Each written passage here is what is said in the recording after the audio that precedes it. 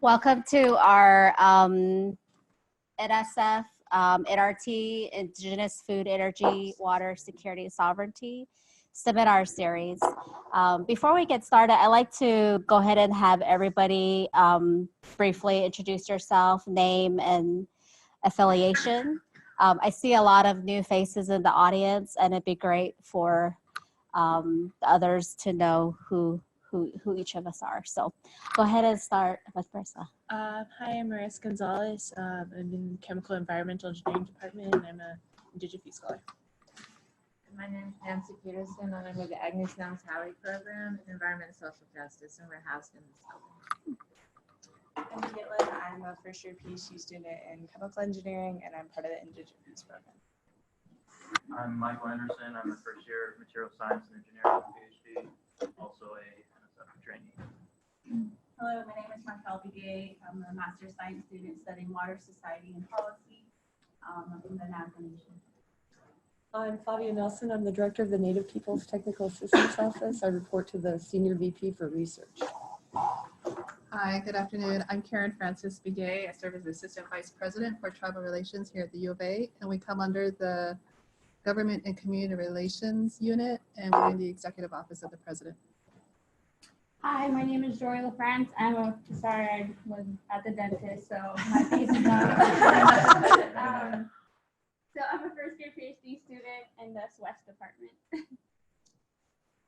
And I'm Byron Hempel. I'm chemical and environmental engineering as well. I'm fourth-year PhD, so as much as I'd like to be a student in the program, I can't. But I'm going to be helping Bob build the capstone course for the FEWSS minor. I thought you were going to do it. Oh, I'm going to do it too, but we're building it together. Cool. And I'm Torrin Anderson. I'm the Community Engagement Coordinator with Indige FEWSS. Hi, I'm Cara Duncan. I'm the Program Coordinator for Indige FEWSS. Hi, my name's Amy Jorgensen, and I'm the graphic designer at Native Nations Institute, so I get to work with Joan a lot. I'm Bob Arnold. I'm an environmental engineer and associated with the program. Hi, I'm Daniel Zuniga. I'm a second-year PhD student, and I'm affiliated with the Institute for Energy Solutions. Great, thank you. We have more students coming in. In total, we have 12 trainees. Half of them are Indigenous, half of them are female, and we're very proud of them and excited for what they're going to do. So I'll let the two that came in to also introduce yourselves. Sure, yeah. I'm Doug Morrison. I am at the moment I'm a PhD student in the School of Geography and Development, although I'm an outgoing student. I've decided the career's not for me, and I'm going back into a government career again. I'm in the process of trying to figure out where it's at. And my name is Mark Clytus. I'm a first-year PhD student in American Indian Studies, emphasis in natural resource management policy, and I'm doing my research in the energy sector, mainly energy development and energy policies. Hello, I'm Michael Timeche. I'm a first year's master's student in the electrical engineering program. Kyle, did you introduce yourself? Yeah, my name is Kyle. I am a first-year PhD student in electrical engineering. And my name is Carletta Chief, and I'm an associate professor and extension specialist in the Department of Soil, Water, and Environmental Sciences, and I'm one of the faculty on the Indige FEWSS NRT. So without further ado, I'll go ahead and introduce our seminar speaker. It's an honor to introduce Joan Timeche. She's Executive Director at Native Nations Institute for Leadership, Management, and Policy here at the University of Arizona. She's Hopi from the Old Arribi village. She has a bachelor's in social work and an MBA from Northern Arizona University.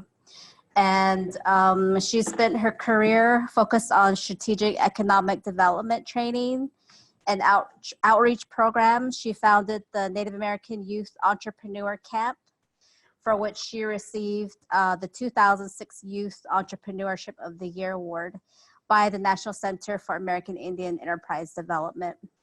And I'll let her go ahead and get started, and she'll also tell you more about herself and her work. Thank you, Joan. Thank you very much. Thank you all for joining us this afternoon. I hope I'm going to cover some of the topics that you all are interested in. I've been following a little bit about what you have been working on, and I get excited because I come from a region I know that many of you are working in, where, and in my village, we have, by choice do not have any running water, sewer, electricity in the village proper itself. So I'm always interested in finding out new technologies to be able to help folks like us out there in rural communities. And we have a different presentation up on the screen. Yeah, so I wanted to just start out quickly about talking about a little bit about the Native Nations Institute. We are a public service entity of the university. We're not affiliated with any of the academic colleges. And so all of our work out there is in Indian country. So we do a lot of research about what's working and what's not working. And it's really our research finds that it really boils down to having what we call a good governance foundation to be able to move forward. It's about the rules that get set in place as tribal governments to be able to control things that happen within their jurisdiction.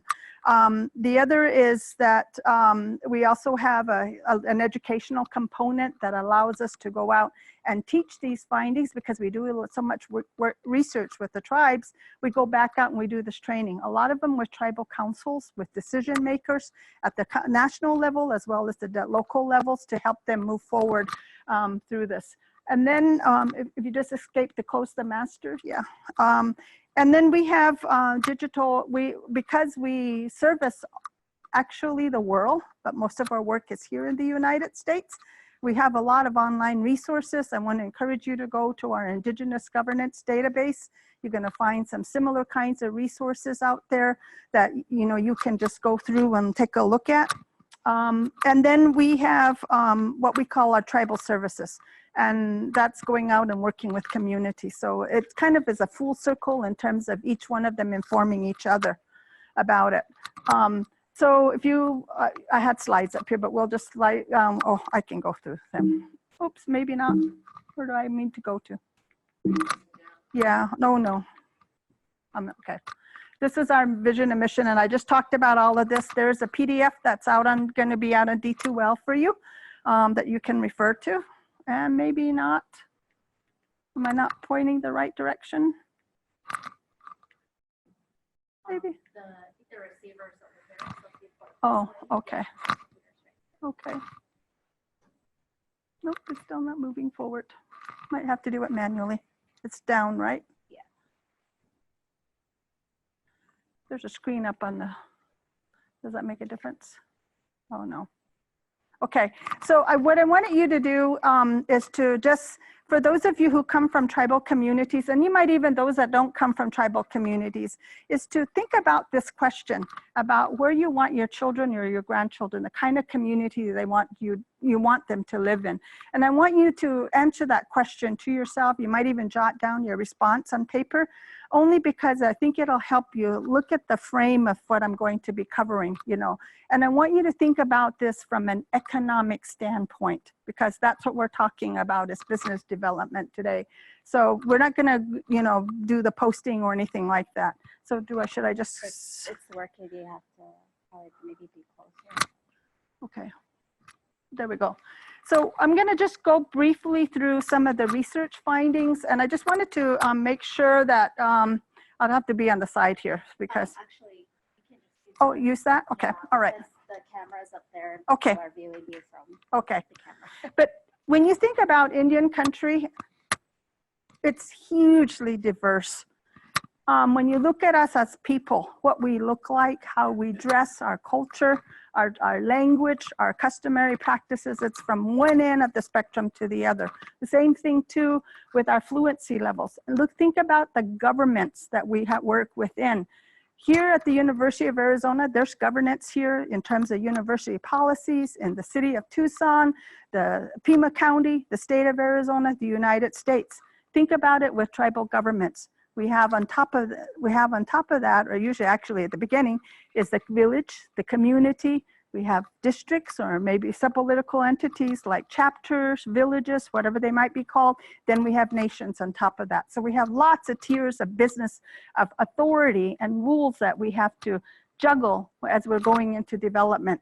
Our land bases are the same thing too, very small postage size reservations to, you know, out at Tanaatem where they have 1.6 million, I believe, or maybe it's 2 million acres. Same thing with our geography, huge differences among that, as well as our development, where people have chosen, we don't want to do a casino. We don't want to have any industrial parks. We're good the way it is. And to those that make that decision to go ahead and move forward there. This is really a challenge that communities and tribal governments face. And it's about trying to figure out how do we help our own citizens within their community to live productive lives so that they are self-sustaining. How do we then support the government? Because in non-native governments, like here at the city and the county and the state, they use taxes to support the government. But you're not gonna find that in every instance in Indian country. So it's these two big problems that we have to be able to address. You're going to also find two different types of businesses that operate within the within tribal communities. We find majority of the reservations have this side, nation-owned enterprises. Those are the casinos. They're commonly held resources like timber stands or either waterways or whatever it might be. Maybe we have minerals in the earth that we just decide that we want to extract. Those are things that are usually held by the nation. And increasingly, we're finding native nations who are, with the wealth that they're beginning to acquire, going out and buying and investing in other businesses. Some of what you might be able to produce might be a potential investment for them. And then we don't have a lot of that right-hand side of citizen-owned enterprises. If you go to any reservation, if you go down here to Sanavir or to the Pasquayaqui tribe or the Tanaatem Nation, you're not going to find a whole lot of citizen entrepreneurs. For many, many years, we had a lot of non-natives come in and they set up what were called trading posts. They had groceries, you know, and some goods in there that we might be able to get from them. But for many, many years, we didn't have this private sector that you can see in non-native communities like the city of Tucson. So this is generally what we see. That is beginning to change a little bit, but not significantly as of today. You find a lot of citizen entrepreneurs that start their business off the reservation, but not necessarily on. Our findings, when we begin to look at this from an economic standpoint about why is one nation who basically had the same geography, the same people, the same cultural belief, language, why would one be successful and the other not? And this really is, these are what we've been finding, that if you are to be successful in any kind of development that you can think of, whether it's economic, whether it's community, whether it's education, health, whatever the topic areas is, you had to be exercising your sovereignty. It's what we call practical self-rule. And those are things like the nation going out and telling the federal government that we own, like White Mountain Apache tribe, you know, saying we have huge timber stands here. And we have wildlife that live here. And we think we can do a better job at managing the wildlife and going to them and taking them to court and being able to win a Supreme Court case that allowed them to to set their own codes and their own standards above what was being required by the feds.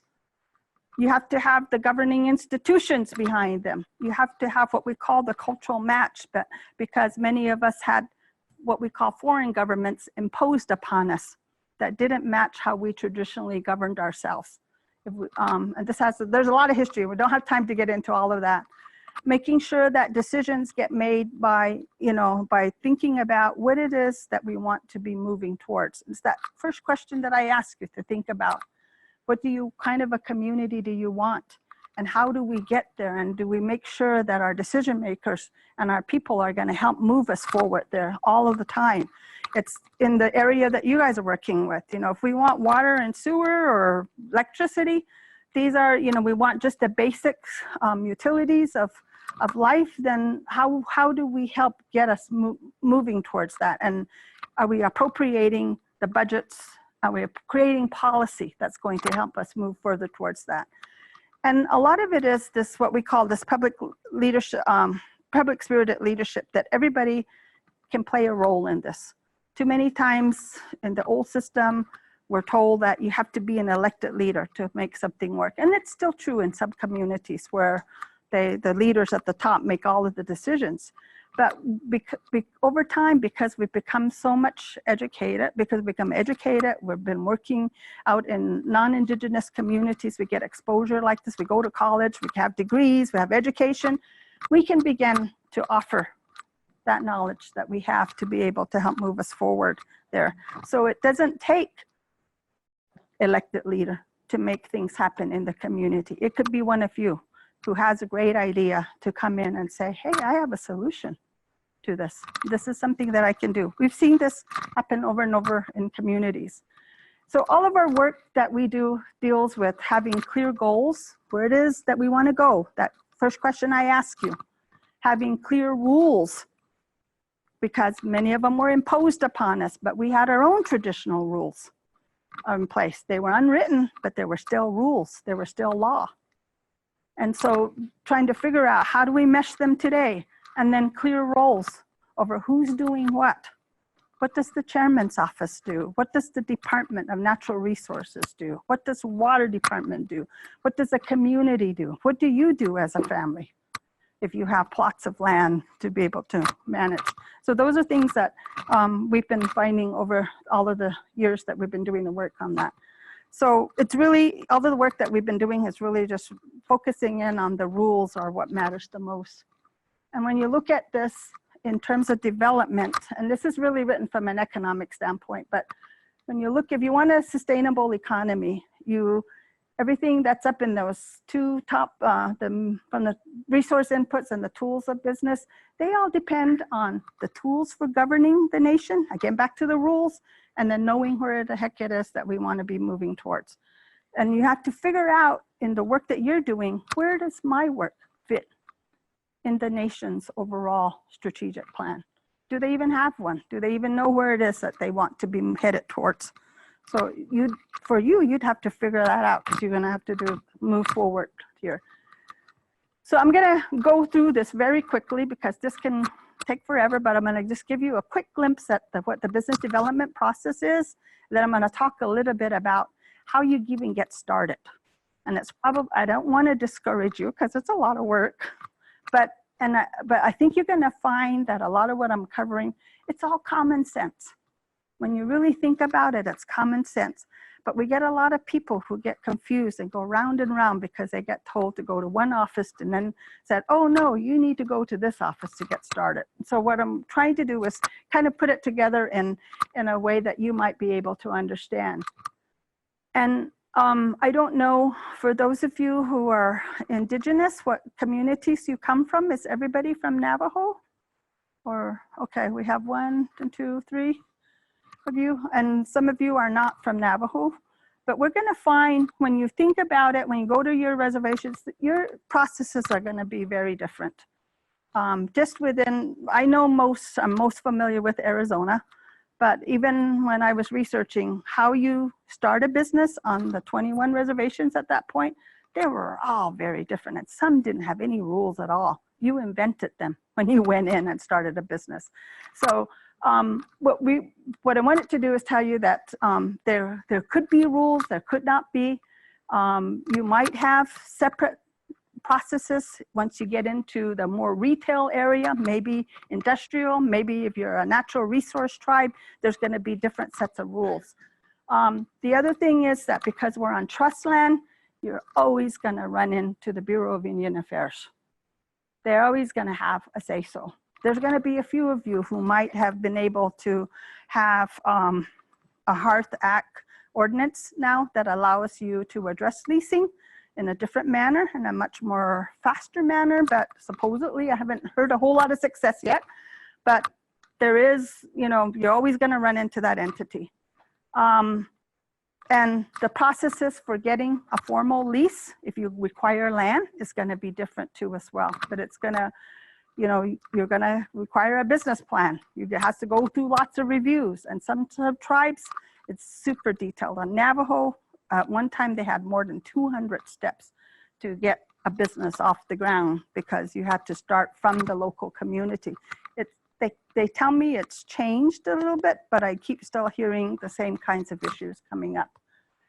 In many of the cases, you still end up having going to the legislative body of that nation, the council, to get the approval. HARTAC kind of bypasses that a little bit, but it doesn't always.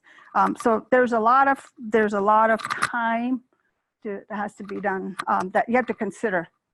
These are all the things that you probably going to run into in terms of starting a business. There are going to be codes, there's going to be permits, leases, there's going to be some kind of a business plan. You're going to have to give them financials about what is it costing me to get off the ground, how much money do I have coming in, where's my money coming from, is it a loan, is it your own equity, am I getting grants to come into all of this, how much money do you think I might make, how am I going to be sustainable? You're going to have, if you're acquiring land, then all of these are going to kick in. You're going to have the description of where you want to get the approvals, the archaeological clearances, the environmental impact assessment. These are all things that kick in when you begin to have when you have land. And then going out into the community to do lots of presentations because you have to get approvals at every level. And so it is time consuming, but when you go through this process, it's worth it. So I understand that some of you already have or are in the process of inventing a product, a service. Yes? No? Hope? Essentially? Okay. So assume that you have a product that out there and you want to be able to go out and sell it. So we're gonna, and I don't know if you're doing this from a nonprofit standpoint or a for-profit standpoint. Most of this is for-profit oriented. If you want to have a product that gets purchased and gets implemented in multiple communities, because that's what I'm assuming it's going to be, multiple communities, you're going to want to be able to be financially sustainable. And so you're going to have to follow some kind of a process to get this going. So first thing I tell you is do lots of planning at the very beginning. You're going to have to write a business plan. It is true that many businesses out in the world have started without a written business plan. It was all up in their head. Some people were very, very successful. But in reality, you're going to need that paper. If you're going to ask for grant dollars, if you're going to ask for a loan from a grant, if you're going to ask for any investors to come in and join you, they're going to want to see it on paper. So you need to begin to think about all of these questions that are on the right-hand side that I'll go through. So the first one is really thinking about defining that product, or perhaps it might be a service. And if you can think about it, products, tangible, service is intangible kinds of things, plumber is a service versus the pipes, or the filtration system kind of a thing. You got to figure out what sector do I belong to? Do I have a prototype? Do I have photos, of what it is that I might want to do? And some of it's going to be, you're not going to want to share because you maybe haven't patented it yet or anything. So those are the kinds of things you're going to have to figure out, what am I willing to share? Maybe it's just a prototype that you do, pictures of that. You have to figure out what type of a business are you? Are you going to be making the products yourself? Is that what you hope to be able to do? Are you going to then maybe take it from, maybe he might have invented something and you want to just go out and take that product and then wholesale it in larger quantities. Maybe you're going to be the one that's actually going to be the storefront and sell it.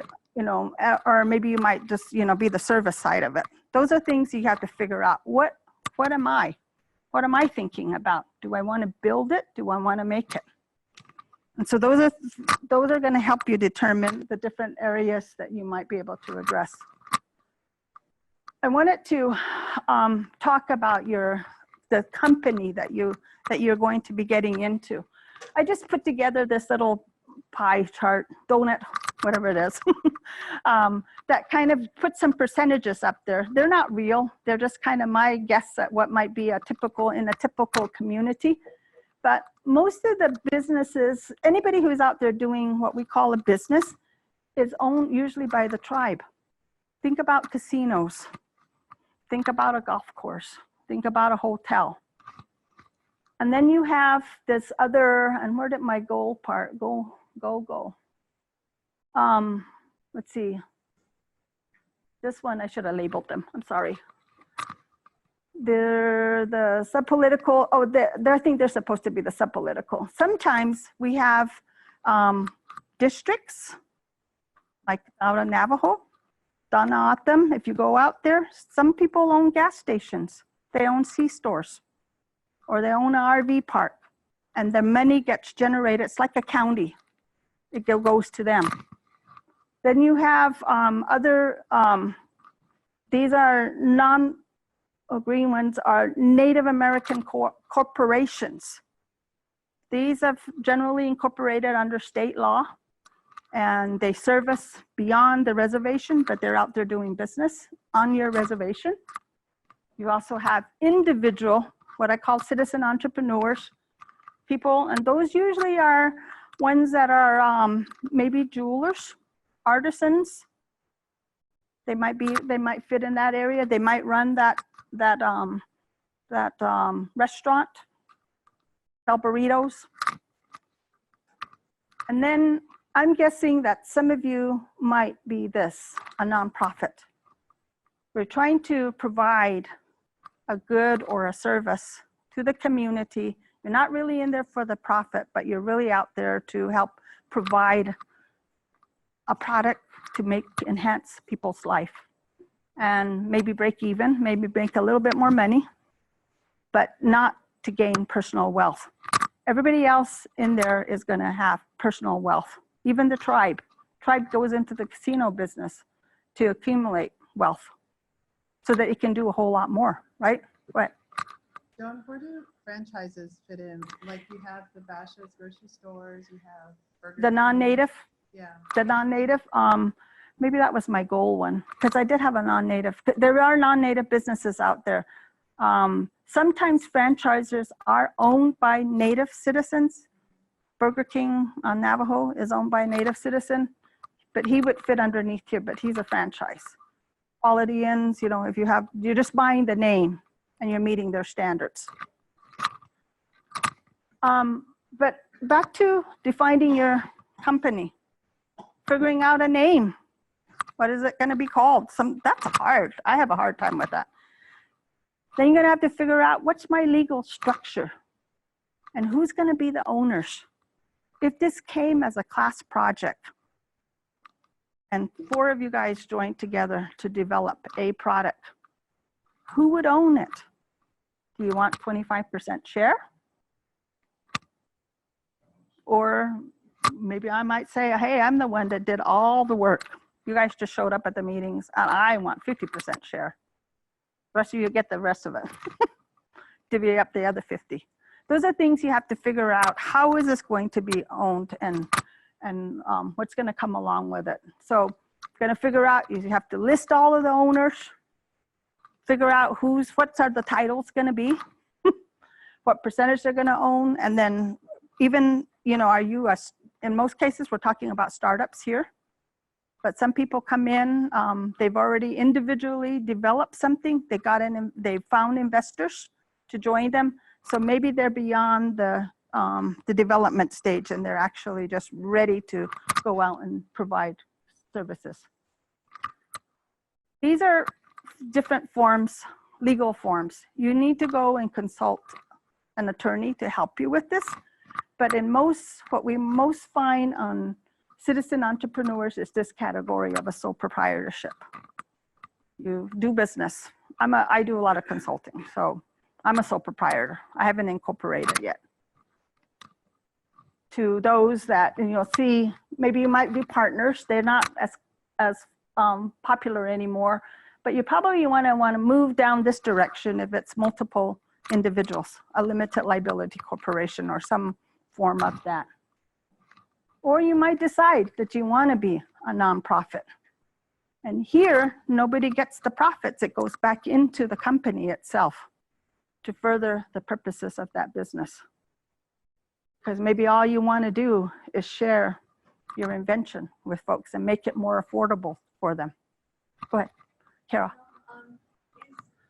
My perspective is that it's more burdensome to create a nonprofit because of the IRS reporting Yes. requirements. Is that true for starting a nonprofit? Yes.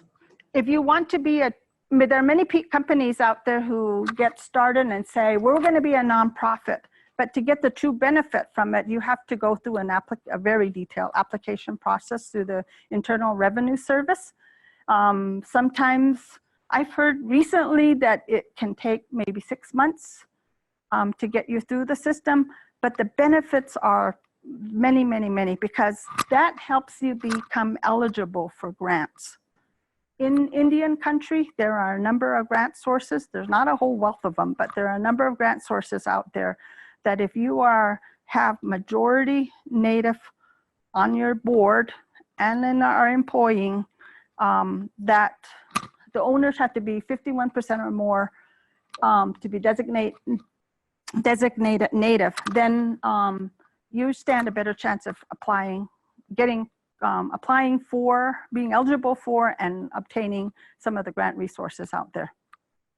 So there is a benefit to it down the road. It's just takes a lot of time and energy, and it takes a lot of really great writing skills at help and trying to answer the Internal Revenue Service's questions about, are you truly there for educational, nonprofit, for the social welfare of the people? And you have to demonstrate that to them, but it's well worth it.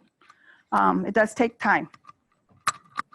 The other land, I don't know how many of you are thinking about actually having physical space out there where you're going to have maybe a manufacturing plant or maybe a store where you actually sell this. If you went out and did that, I think that that's where you're going to find the most difficult hurdle to pass. And it won't really matter whether you have millions of acres or only postage stamp size. It's because of the trust land status of the land that you have to jump through so many hurdles. That land, once you're able to get, if you were able to get it as lease land, and even if your family had rights to that land because you'd always lived in that particular area, or you had grazing rights, a grazing lease, you still have to go jump through lots of hoops to be able to change its structure, to be able to do business. And you can't, any of your development on there, you can't claim the land as an asset in your balance sheets to be able to prove to a bank that you have the financial wherewithal to do it, because you don't own it. And in our native way, we don't own the land anyway. And it's, you know, for Hopis, it's just that we've been allowed to be able to use this land, and it's our responsibility to care for the land. So we don't own the land the way you might find here in the city. Can't be sold, you can't tax it, although that's changing now. And you can't pledge it, you can't encumber it. And there's limits on how long you can have a lease. Even though your family might have been in that community forever and ever, and everybody's okay with you starting a manufacturing plant or doing a retail plant. There's limits to all of these things. And there's just some tips that you can look at. I would spend a lot of time looking at this one about who has authority over that land? How many people do I need to go to? How many families do I have to go to? Who is in charge there? And that can take a lot of time. I sit on the Native Nations Economic Development Authority, and we're an entity that's owned by the nation, but we didn't have any land that was given to us to do development with, because everything is held and controlled by the 11 districts, political districts, states, if you think about it in that way. And when we wanted to do, we decided to partner with a district and had gone to all the little communities and gotten approval to do a steakhouse, because they were at that point going to build the Danaotum Cultural Center. It's going to bring in hundreds of people on a daily basis. We got all the approvals, just about ready, and had to go back to the district meeting, and there was an election. And after the election occurred, we're back to square one. The new council said, we don't want this restaurant. They're gonna bring in too many people. And they're gonna be intruding in our lives, and on it goes. So all that year and a half that we spent going to all those community meetings was gone. So you may encounter situations like that. So you gotta look at election terms, you gotta look at who are authorities, who has, and some of these people don't even have official power. They're not elected, but yet they're the most powerful family or individual in the community. So it's looking at those kinds of things too. Who has power and clout within the community? Joan, can you explain, going back to the last slide, the established shopping for the industrial park site? Is that sort of kind of if you go, yes, there are a few nations who have progressed economically, that they have their own set of rules and processes specifically for industrial parks. If you go up to Phoenix, if you go to the Phoenix airport, you go past through Gila River. On the right-hand side, you find the Lone Butte Industrial Park. It's the biggest and largest successful native-run industrial park in the United States. And they have set procedures, and you deal specifically with them. Navajo Nation has all these shopping centers all across the reservation, and they have specific requirements that you have to go through just to get into their shopping center, to lease maybe 1,000 square feet as your storefront. So if you didn't already pick it up right now, and I don't know, Shikara just stepped out of the room, but there's a profile that I wrote many years ago on called Doing Business on the Arizona Indian Country. Yep, but there's one on Navajo. You might want to look. Navajo specifically has that process in place. Where's that anyway? But I want you to take a look at some of the things that are in there that I've already been talking about, because it tells you a little bit about, more specifically, what is required by that nation. I also wanted to mention that if you happen to decide that you just want to do this outside of the reservation, but you want to service the Indian country, that's always an option. Then you just follow the rules of the city, the county, and state, wherever it is that you want to get started. And it's pretty quick. That's why we have so much brain drain occurring on our reservations, because people say, I'm not going to go through a year's worth just to get a lease to do business on this reservation, when I can go to the adjacent off-reservation town and get approval in 2 to 4 weeks. Why bother? And out of that, we lose that. Indian country loses from that deal, because off go the jobs, off go the goods and the services that they might have been providing. So that's always an option you can consider. This discussion about, there's a whole section in here on Navajo, if you look at just the Navajo example, about what I call principal authorizing agents. And these are the decision makers out there. They're the tribal government, and there's multiple people and layers within that government that you have to work with. You may have been working with a department staffer, but he or she may not have the clout that you need when there is a process that has to be followed. So those are things that you're going to have to work at. There's going to be the Indian Health Service. If anything's going to have anything to do with water, sewer, any of that, Indian Health Service is going to come in. Even if you have a land that you've leased and you want to do a storefront, you still have to get approvals from them. And as I mentioned earlier, the Bureau of Indian Affairs is going to be involved in that too. Then just like you find in the city of Tucson or any place else, you're going to have a regulatory environment that you're going to have to deal with. What are the laws of that tribe? Almost all of them are going to require that if you get a storefront or if you're a manufacturing company, that you give preference to their employees, to their tribal members. Sometimes it's Indian tribal member. I've seen one where it says to those married to tribal members and then to non-natives. Same thing will happen in contracting. If you're doing business on Indian lands, if you're going to hire, I don't know, what would be somebody that you would hire in your area? Somebody to do a soil analysis or whatever. That person they would want you to look first to see if there's a tribal member who has that type of a business that can provide you that service.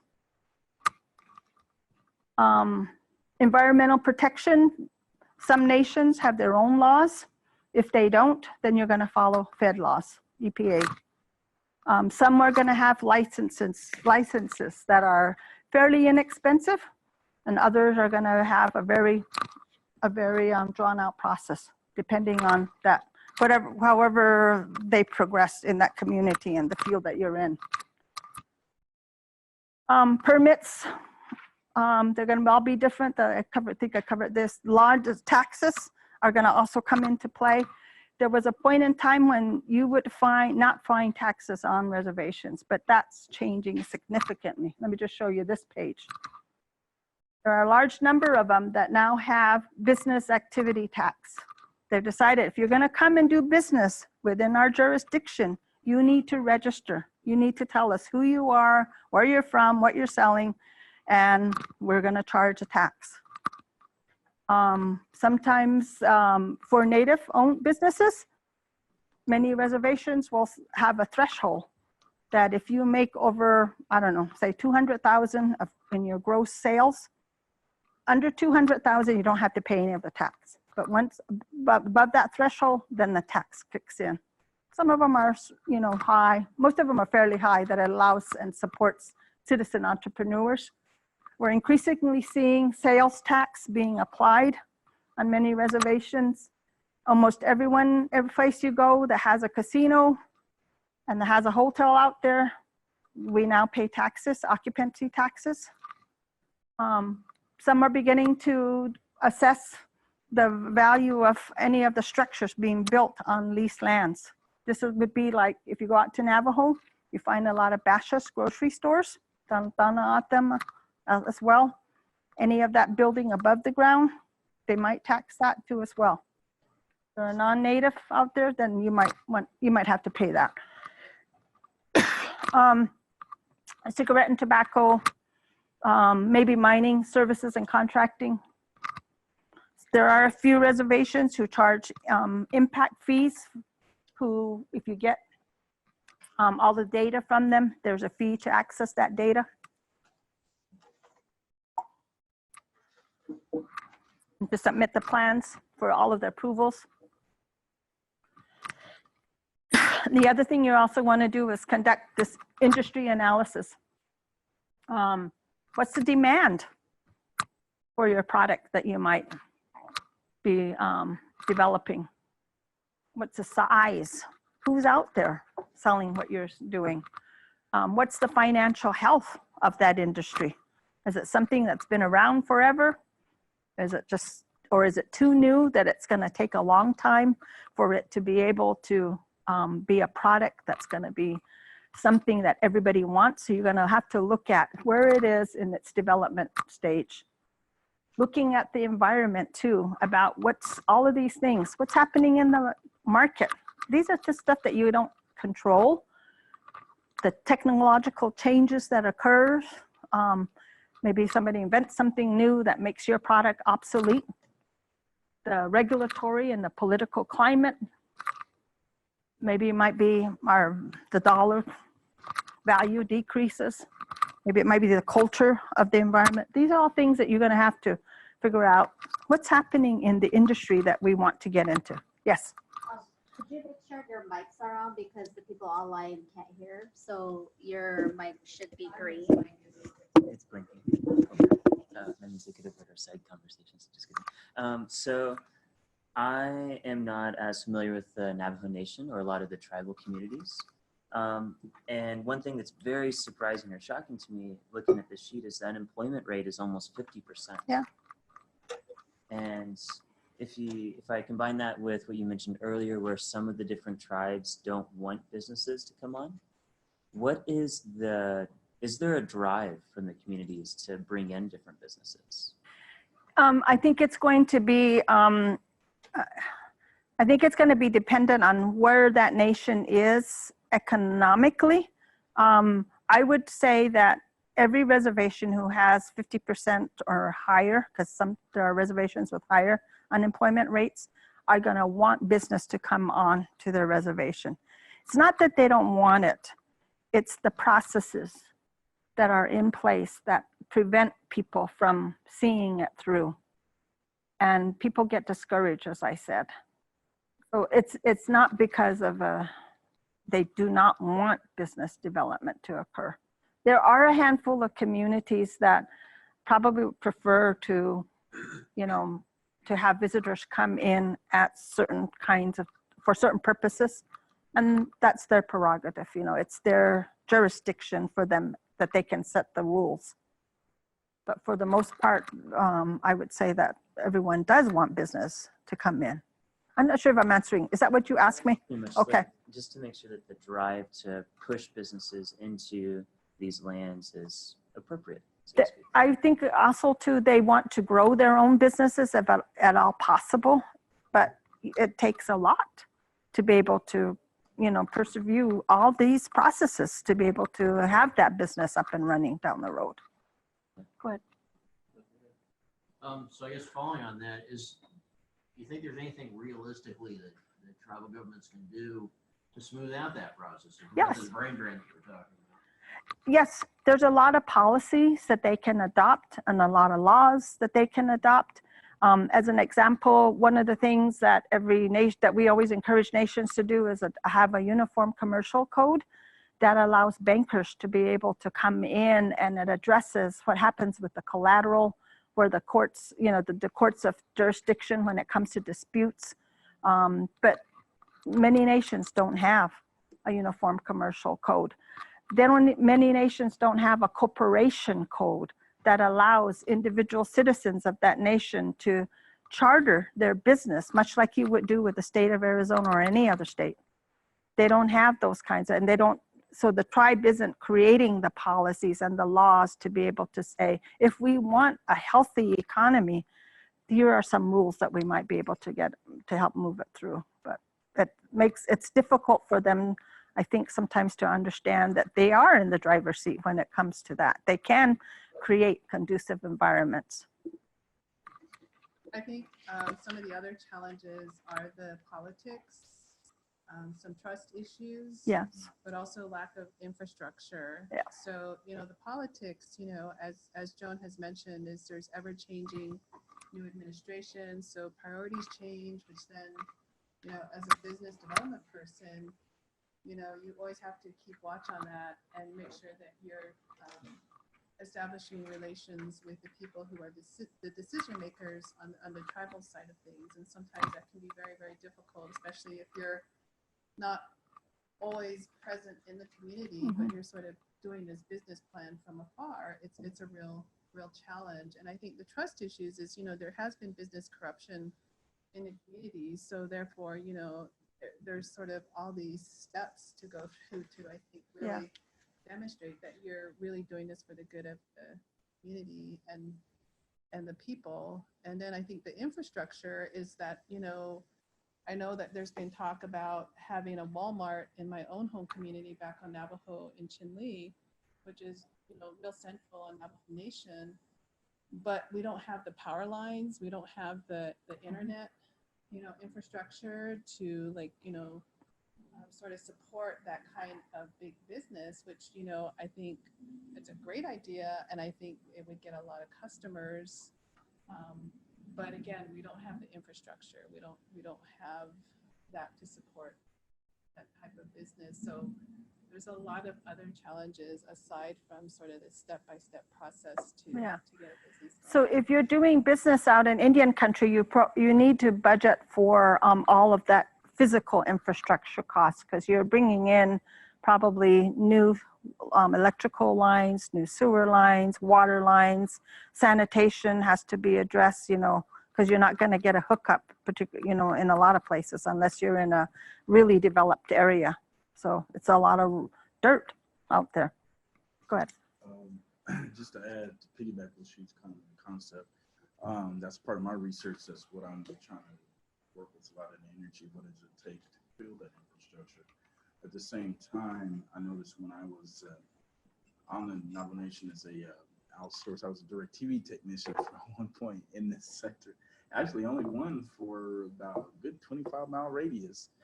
But what I noticed is when I was conducting business out there as representing the outsourced company out of Albuquerque, is the biggest thing that I've found is establishing that trust. Mm-hmm. If you don't establish trust within the community, you're SOL, excuse the expression, because the historical trauma of those business acts that happen in the community, or just in the whole community as a whole, it stays within the elders. It stays within that community. So what I did was, when I was the DirecTV person, when I had to go to Dinahoso and install out there, the family just got electricity from NTUA. This has been about maybe 10, 15 years ago. They just got a line from NTUA off from the trading post up there, the main line, and they extended out into the desert right there. So when I met the customer, I was like, how did you, I knew they hauled water, but I was like, how? And then I looked up, he had 8 kids. Out of the 8, there was like 6 women. I was like, man, that would be an engineering marvel. But what I did, I established the trust with him to say, hey, if you still need anything, and if I'm coming through here, please contact the home, you know, the main company. But I also introduced myself with some of the language, but what I did, I established a connection with that customer to tell them where I'm from. So you have to establish that trust when you're dealing with Native communities, because if you don't, and you burn a bridge, man, I swear, word of mouth is like the internet on those. Which is what I'm faster than internet. I'm serious. It's just all interconnected by family and who they know and all that. So that's my experience. But the infrastructure is a component that I'm working in my research to do that business growth, because that's something my wife has already worked with the National Center and different other aspects of what we want to go back home and do what you're talking about. Yeah, it's all very possible to do. It just takes a lot of time, and you almost have to look for the right community who has a lot of the right assets in there to start from there. Or unless you do everything off-grid and are willing to invest the money to do it off-grid. I don't have a lot of time, so I just wanted to just quickly go over this about making sure you understand who it is that you're selling to, and think about the geographic region that you might want to be selling to. And where are people getting those products right now? Or maybe they're not. And maybe they're okay with not having electricity or not having water or sewer. So those are things that you're going to have to deal with. Understanding your competitors is another thing. Somebody out there is already delivering something, and it's not going to be on the res. It's going to be likely outside of the res. It could be as far away as Albuquerque, Phoenix, 4, 5, 8 hours drive. So you do not discount those competitors there too as well. And then, as he just mentioned, this word of mouth is how large, you have to figure out what's the best way to let people know about my product or my service. This works well out there. The networking works well, and that's you being visible, that building the trust, showing up at things and community events, not telling them what to do, but listening and being respectful to the community, and allowing for and learning from them too as well. Advertising, I don't know, out in Indian country, it depends. Casinos do it well, but they're marketing to an external, it's an external market that they're going to. So you have to think, what's the best way? A lot of the small businesses that I work with, for them, it's posters in the post office. You know, flyers that go into, if you can get, you know, pay for the copies to get a sheet put into all the mailboxes, you know. Putting up a poster at the school. Operations, you know, you have to figure out, you know, who's going to be produce and make it, and how is it going to be delivered. Those are all, what kind of equipment do you have to bring in, and is it going to be huge equipment? How far do I have to transport that equipment, you know, or is it all something I can build by myself, you know, from a few items? Who's going to bring in all of that? Think about who's going to, in the employee side, who's going to be responsible for all of that? And does everybody know their jobs? And you're going to have to even get down to job descriptions, resumes, you know, as you get bigger. Some of it you can start on your own just by the you know, if you're a team of folks, you know, maybe 4 of you. But down the road, you're going to want to make sure you get this all squared away, because it'll come back and haunt you. I've seen many businesses go under for those reasons. They think everything, oh, we're in this all together, and then they hit a bump and they get all upset with each other. Somebody doesn't hold up their end of the bargain, and before you know it, friendships get, you know, are no longer there. Marriages get broken up too as well. So you got to make sure you get everything all clear, squared. That's a quick roll clarification. This basal, making sure you have a banker, somebody who you can work with, the accountant. You need that if you don't have it internally. They have this group called SCORE. It's Service Corps of Retired Executives. They're free. These are people who've been out there doing this. They're a wealth of resource, and they'll advise and counsel you. You're going to need an insurance agent because you have liability issues that you're going to have to deal with. And a lawyer you don't need to have them on board, but you find somebody that you can go to and be able to get input. Figuring out, you know, thinking if we got this product and we did really well, is this something that we would do forever? You're doing this right now as part of a grad program, part of a great program here, but what happens when you graduate? What happens when you get the job? Would you continue this? So those are things that you'd have to figure out. What's our exit plan for this? Is there a dollar point at which we would say, oh, we've done all we can and I went out of the business, there's not a need for it? Those are things that you're gonna wanna figure out for yourself, and as you get going into the business.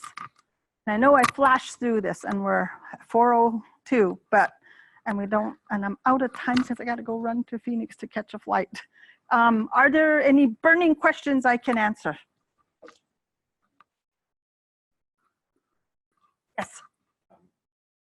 Take it as a sort of a positive, I don't know if that's the right word, but that the water supply is going to increase. The availability of water on the Navajo lands will increase as a result of settlements. It seems like agriculture is a very choice area for investment. Are there specific impediments to the enlargement of agricultural operations? I wouldn't be able to answer that question. I could tell you that Navajo have traditionally, many families are farmers already. I don't think that I think it's a mindset change of moving towards industrial farming though, larger plots of land to be able to sell.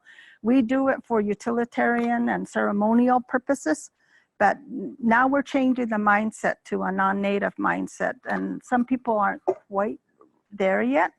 But I have seen it in other communities, not necessarily on Navajo, where they got individual farmers and essentially formed a co-op that for a tribal enterprise, so individual families had their own farm plots that went to the bigger co-op, and that's how they were able to move it forward there.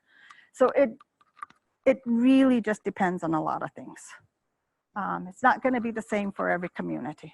And I think if you can think about working with Native communities, every nation is going to be different. This Navajo, you're going to find is most highly regulated and has a lot of processes.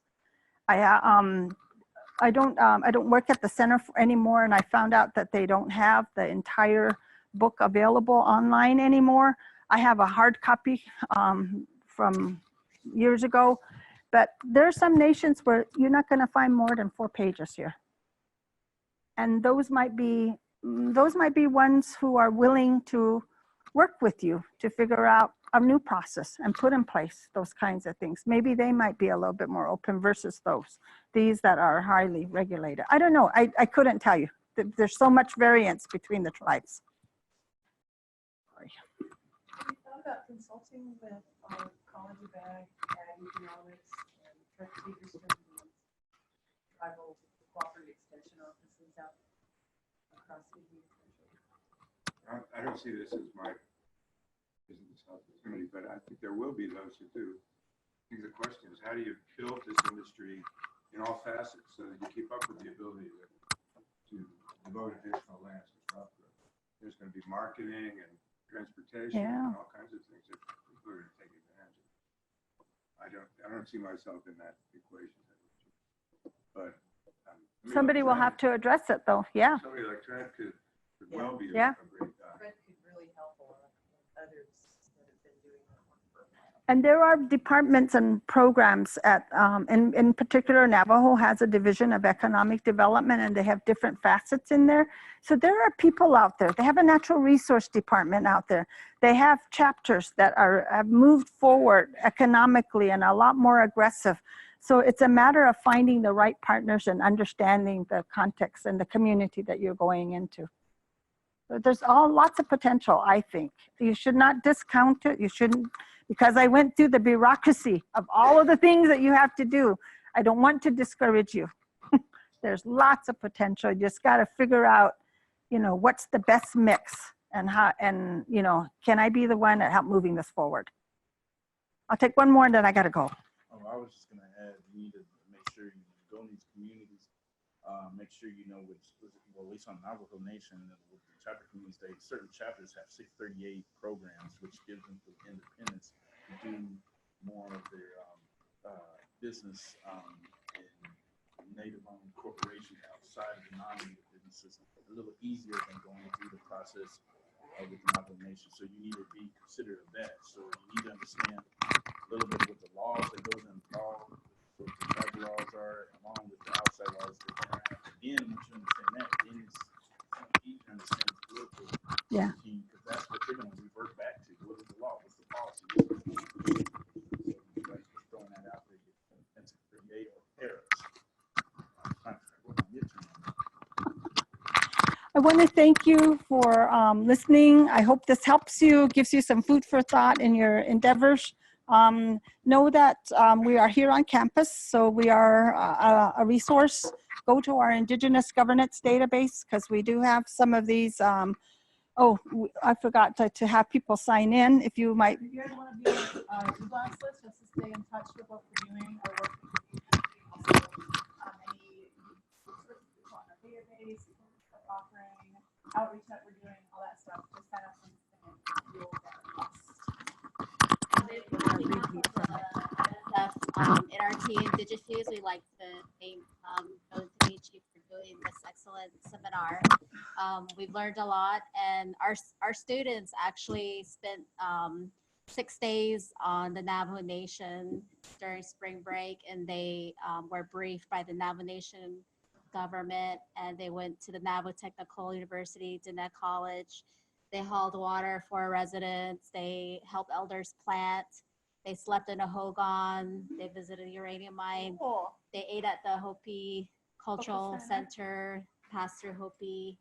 So I think they're have a little bit of understanding of the land itself. So this is really helpful to add to that. So we really thank you for your talk. Safe travels. Yes. To Phoenix. Thank you very much. And for those here, I want to just remind the group that our next seminar is April 17th. It's our last seminar of the semester. It's amazing how fast the semester has gone by. But the seminar will be by Ronson Chi of Riley Engineering, who will be speaking on prioritization of water infrastructure investments on the Navajo Nation. And Ronson did a little deeper dive into pricing of pipeline and the customer and user. And so it'll be really interesting to hear about his work. So join us next month. Thank you. Thank you, Carla.